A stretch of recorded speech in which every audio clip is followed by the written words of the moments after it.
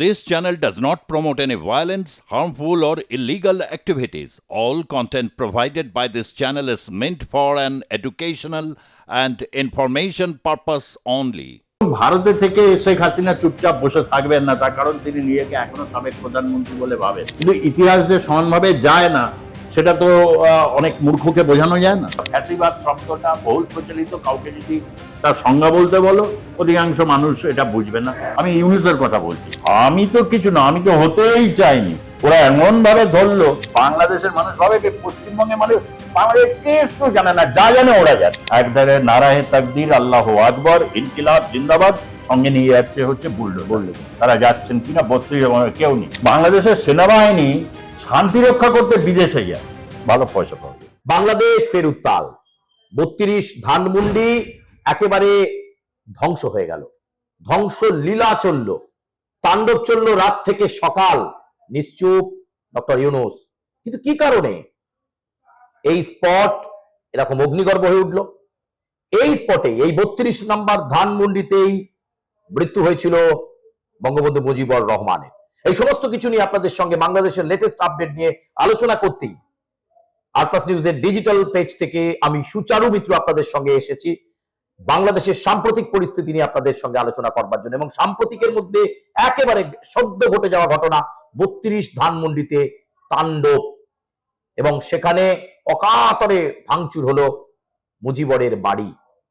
আমরা কথা বলবো, আমাদের সঙ্গে রয়েছেন আমাদের editor in chief Sujit Chattopadhyay. Sujit, আপনাকে স্বাগত জানাই আরপ্লাস নিউজে। প্রথমেই আপনার কাছে জানতে চাইবো যে টার্গেট 32 নম্বর ধানমন্ডি কেন? এই বাড়িতেই মুজিবুর রহমান সিঁড়ি দিয়ে যখন নামছিলেন সেদিনই তাকে লক্ষ্য করে গুলি চালনা হয়। এই বাড়িতে প্রচুর স্মৃতি, মিউজিয়াম রয়েছে। সেই বাড়ি যেভাবে ভাঙা হচ্ছে দেখা যাচ্ছে, মানে চোখে জল থাকবে না। কারা ভাঙলো সুজিত দা? ভেঙেছে তো ডক্টর ইউনূসের ছানাপনারা, এটা তো সত্য, কিন্তু এর পেছনে একটা কারণ আছে যে কেন 32 ধানমন্ডিকে টার্গেট করলো। হাসিনাকে ওরা মারতে চেয়েছিল, এটা শেখ হাসিনা অনেক দেরিতে হলেও বলেছেন যে শেখ রেহানা এবং তাকে খতম করাই ছিল সেদিন উদ্দেশ্য। এবং যে কারণেই হোক নিজেদের মুখ বা পিঠ বাঁচাবার জন্য ওয়াকারুজ্জামান জেনারেলরা, তার বিশ্বস্ত জেনারেলরা তাকে সেদিন সাথ দেয়নি।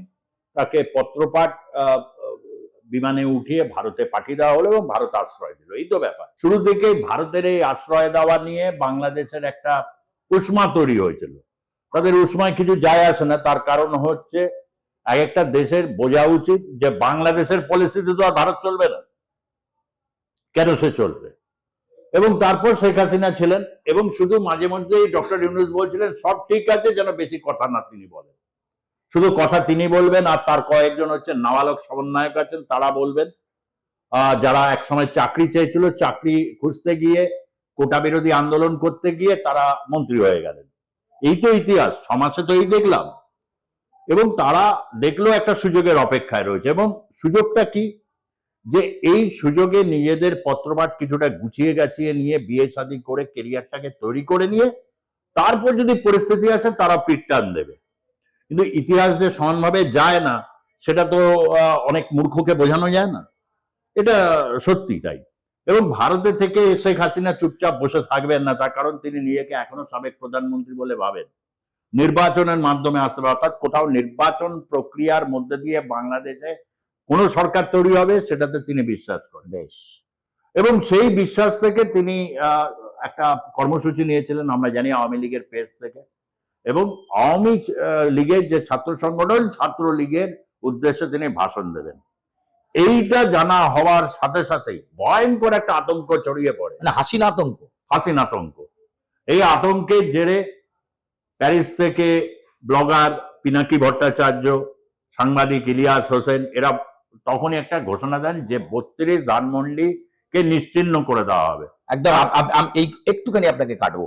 হাসনাত আব্দুল্লাহ, বৈষম্য বিরোধী ছাত্র আন্দোলনের নেতা, সে বলার 4-5 ঘন্টার মধ্যে সে সেখানে ওপেন বলছে যে আজকে ফ্যাসিবাদের খতম করব। মানে ধানমন্ডি 32 নম্বর ধানমন্ডি ভাঙলেই ফ্যাসিবাদ শক্তির খতম। এইটাই আর কি, একটা ট্যাগ লাগিয়ে দেওয়া আর কি। এটা একটা বৈশিষ্ট্য, বাংলাদেশের বৈশিষ্ট্য। অন্যান্য জায়গাতেও বসে একটা ট্যাগ লাগে। তা ফ্যাসিবাদ শব্দটা বহুল প্রচলিত, কাউকে যদি তার সংজ্ঞা বলতে বলো অধিকাংশ মানুষ এটা বুঝবে না। মানুষ এটাকে রপ্ত করেছে নতুন শব্দভঙ্গি বা বাগধারার সাথে, ফ্যাসিবাদ, পতিত স্বৈরশাসক শেখ হাসিনা, অর্থাৎ ঘৃণা উৎপাদন করা। দেখলে না একটা লোক আমলা, আগে নাকি শুনেছি, আমি তো বাংলাদেশে থাকি না, বাংলাদেশে আমি যাইও নি, কিন্তু বাংলাদেশের রাজনীতির গতি প্রকৃতি তো লক্ষ্য করেছি। এখানে যারা বাংলাদেশ থেকে আসেন বিভিন্ন কারণে, বারবার এটা বলেছি, তুমিও তাই, যে আমরা তাদের সাথে অনেক কথা বলি, তার কারণ আমরা যে জায়গায় সেই সুযোগটা আমাদের রয়েছে। বাংলাদেশে বহু লোকজন এয়ারপোর্ট থেকে শুরু করে বিভিন্ন জায়গায় আমরা তাদের সাথে কথা বলেছি, তাদের অ্যাসপিরেশনস গুলো জানি। এবং কি হলো, হাসনাত আব্দুল্লাহর কথা তুমি বললে, এই নাদুস নুদুস যিনি রয়েছেন, বিভিন্ন সময় বিপজ্জনক কথা, আসলে কিনা ও এক্সিকিউট করছে, ওখান থেকে নির্দেশনা আসছে, সেই নির্দেশনার জন্যই এক্সিকিউট করা হচ্ছে। আসলে আমার যেটা মনে হচ্ছে, এই ধরনের আহ্বান বা এই ধরনের হতে পারে, সাংবাদিক ইলিয়াস বা তাদের সাথে শেখ হাসিনার আমলে অনেক রকম কিছু ঘটনা ঘটেছে, ভেতরে এক ভয়ঙ্কর ক্রোধ আছে তাদের, ক্রোধ এবং ঘৃণা, এই দুটোকে নিয়ে চলছে। তারপর এই ক্রোধ ঘৃণার এইরকম একটা আবহের মধ্যে আগে মিউ করতো একজন, ওই এখন প্রেস সচিব আছেন, সে কি একটা শফিকুল ইসলাম, একটা ডাস্টবিনের মধ্যে শেখ হাসিনা। এগুলো ঘৃণার রাজনীতি। সমাজে তুমি ঘৃণা তৈরি করছো, ঘৃণা করে অন্যকে তুমি ভয় দেখাতে চাইছো। ভয়টা কেন পাচ্ছ? ভয়টা তুমি পাচ্ছ হচ্ছে এই কারণে তুমি অন্যকে ভয় পাচ্ছ। অনেকটা কি হয় জানো তো, এটা মনস্তত্ত্বের ব্যাপার।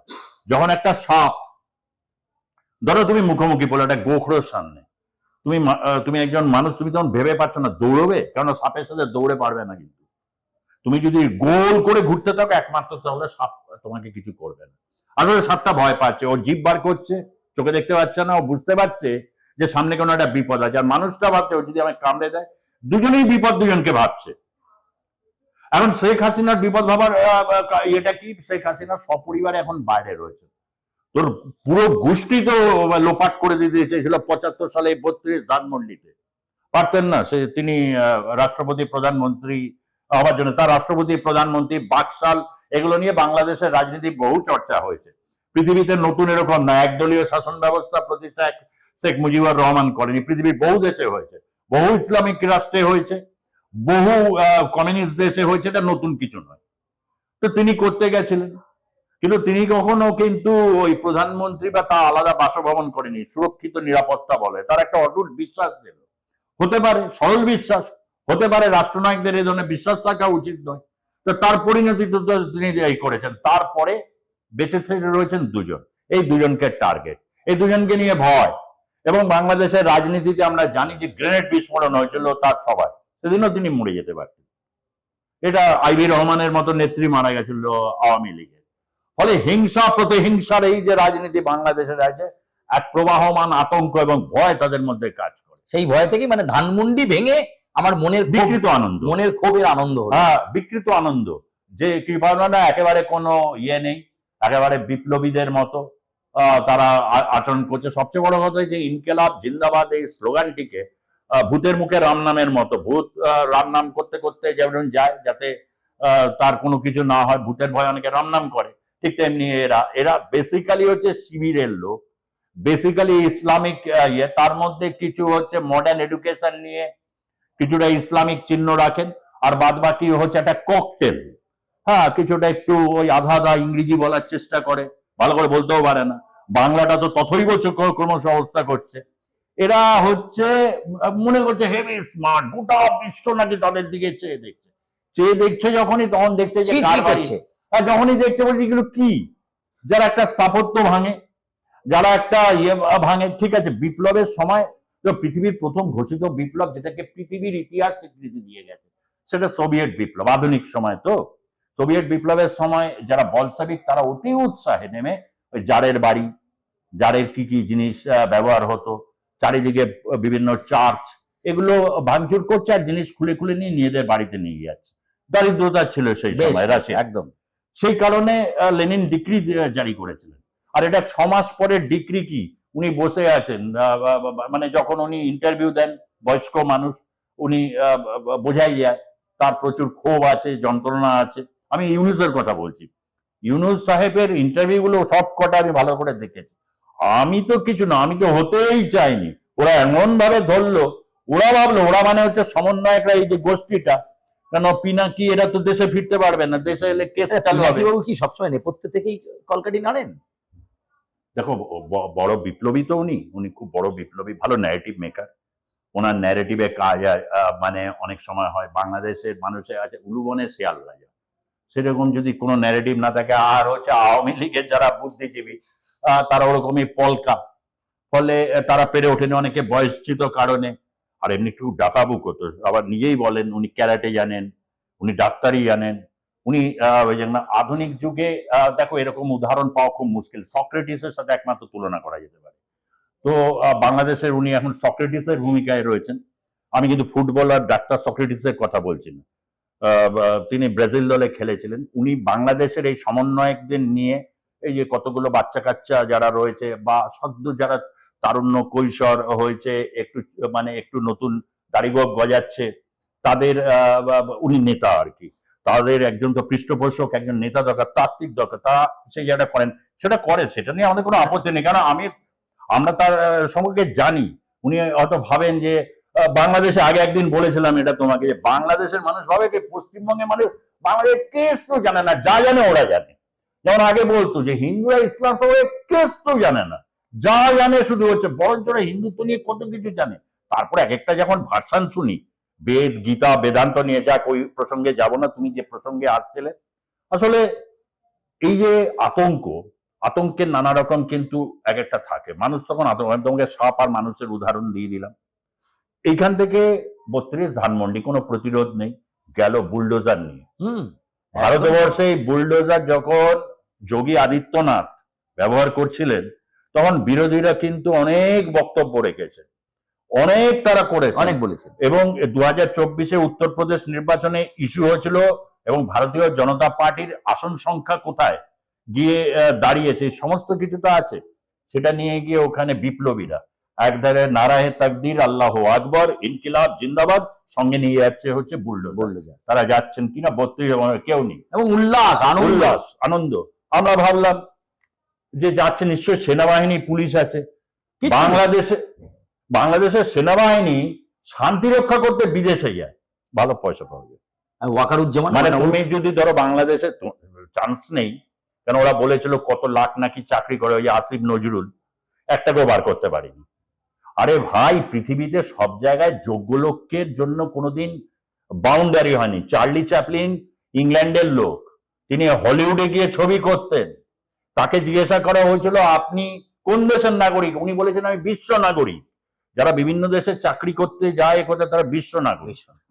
হ্যাঁ, ফলে তুমি আমি তো বিশ্ব নাগরিক নই। আমি বলছি ওয়াকারুজ্জামান তিনি ভাবছিলেন এইদিকে যদি যাই তাহলে প্রভু রেগে যেতে পারেন কি, ওইদিকে যদি যাই ওইদিকে হচ্ছে সেনাবাহিনীতে, আবার শুনছি হচ্ছে শিবিরের লোকজন বা হচ্ছে জামাতের লোকজন যারা রয়েছে, তারা যদি খেপে যায়, আমার পথটা যদি এই জায়গায় যায়, হাসিনার উপর দিয়ে বাড়ি তো কি এমন ব্যাপার, তো আগেও আগুন দেওয়া হয়েছে, ও ভেঙে দিক, ও বাড়ি ভেঙে দিক। বেশ, যেটা শেখ হাসিনা বলেছেন, বাড়ি ভেঙে দিলে কিন্তু আজকের যুগে বিকুবরা জানে না 3D প্রিন্টিং এর যুগ, ওরা বাড়ি করতে বেশিক্ষণ এই যুগ, ওই বাড়ির ডিজাইন সবাই, গোটা পৃথিবী কত মানুষ যে আছে, বঙ্গবন্ধুর ওই বাড়ি থেকে মিউজিয়াম তারা দেখেছেন, এবং এর বহু মানুষ আছে, আমার বাবা মাই গেছেন, গিয়ে দেখে এসেছে যে বঙ্গবন্ধুর মিউজিয়াম, অনেক জায়গায় দেখেছেন মিউজিয়াম ভেঙে দিচ্ছে। শুধু সেইখানে কিন্তু ব্যাপারটা নয়, এটা একটা বৃহৎ কার্য না, বরং আমি বলবো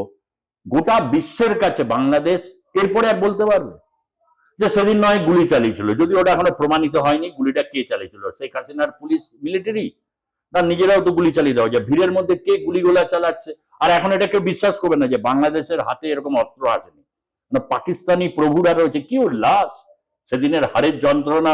পাকিস্তানের অ্যাটম বোমে বাংলাদেশের নাম লেখা আছে।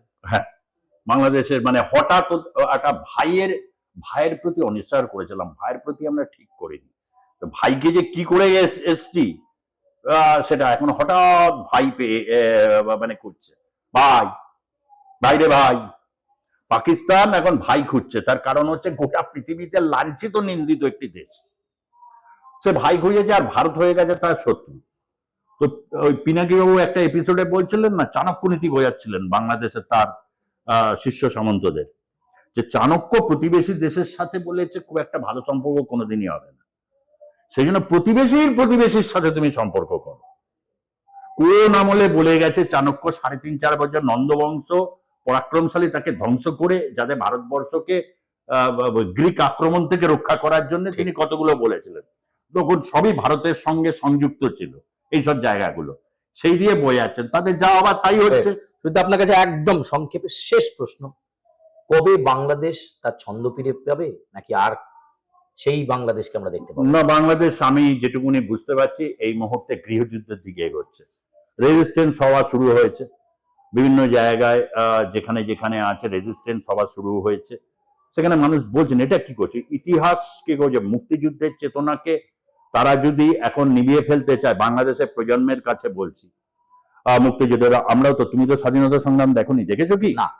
42 সালে যখন অগাস্ট আন্দোলনের ডাক দিচ্ছেন মহাত্মা গান্ধী, গোটা দেশ ঐক্যবদ্ধ হচ্ছে, যখন একদিক থেকে মুসলিম লীগের ওই বিভৎসতা পরিস্থিতি তৈরি করছে, আমরা তো কেউ দেখিনি না। কিন্তু আমরা শ্রদ্ধার সঙ্গে ভারতবর্ষের স্বাধীনতা সংগ্রামীদের ইতিহাসকে স্মরণ রাখি আমাদের চোখের সামনে। কারুর কাছে, সে রিক্সাওয়ালা হোক যাই হোক, কারুর সামনে কোনো স্বাধীনতা সংগ্রামী যদি কোনো অপমান হয় আমরা ছেড়ে দেবো? একদম ছেড়ে দেবো না।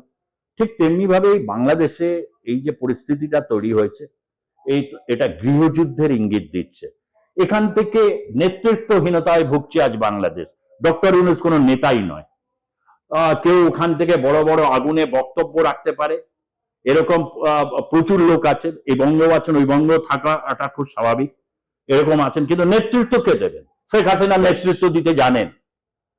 যে কোনো নেতার খারাপ গুণ থাকে, ভালো মানে থাকে, তার এই সমস্ত, তার উপর যে তার পরিবারে পৃথিবীর কোন ফ্যাসে, ইদি আমিনের হয়েছে, পলপটের হয়েছে, তার গোটা ফ্যামিলিকে উড়িয়ে দিয়েছে বিরুদ্ধ শক্তি, তারপরে বা পৃথিবীর কোন, আমি জানতে চাই বাংলাদেশের এই মহান যারা যারা বলছে, পৃথিবীর কোন স্বৈরশাসক আছে যে ক্ষমতায় এসে মানে সাধারণ ক্ষমা ঘোষণা করতে পারেন? বেশ, তিনি করেছিলেন, কিন্তু এখনো পর্যন্ত যে ইঙ্গিত বাংলাদেশের থেকে পাচ্ছি তাতে খুব, একটা বিপদের দিক বলেই এটা শেষ করব, সেটা হচ্ছে বিপদের একটা দিক আছে, সেটা হচ্ছে 32 ধানমন্ডি বাড়ি হয়তো সেখানে করবে, কেউ বলছেন মসজিদ বানাবেন যাতে কেউ পড়ে এসে না ইয়ে করতে পারে, সুশুড়ি দেওয়া, কেউ যেন গোটা বাংলাদেশের জায়গা নেই আর একটা ভালো মসজিদ তৈরি করে।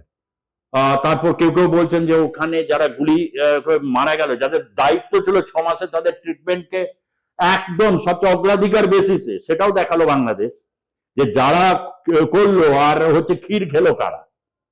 কেউ টিআরপির ক্ষীর খেয়েছে, কেউ হচ্ছে প্রচুর পরিমাণে 2 মিলিয়ন 3 মিলিয়ন ক্ষীর খেয়েছে, আবার কেউ কেউ ক্ষীর খেয়েছে হচ্ছে যাকে ইতিহাসে তো নামটা উঠে গেল, 1 বছর 1.5 বছর যাই হোক, 6 মাস হোক, আমি তো প্রধানমন্ত্রী ছিলাম তো ডিফ্যাক্টো, একদম ক্ষীর সবাই খেলো। কেউ কেউ বিয়ে শাদী করলো সমন্বয়করা, এমনি না হলে চাকরি পেয়ে যাবো, বিয়ে করতে হতো। আর আহত হলো কারা, কেউ পঙ্গু, কারো চোখ চলে গেছে, তাদের কিছু কোনো নাই, তাদের জন্য 32 ধানমন্ডি বাড়িতে ফ্ল্যাট করে দেবে, দিয়ে শেখ হাসিনা যেখানে যেখানে স্মৃতিগুলো আছে সেই স্মৃতিগুলোকে মুছে দেবে, মিউরাল গুলোকে ধ্বংস করে দেবে। কি সাংস্কৃতিক বাঙালি, কি সাংস্কৃতিক বাংলাদেশ, মিউরাল ধ্বংস করে দিচ্ছে।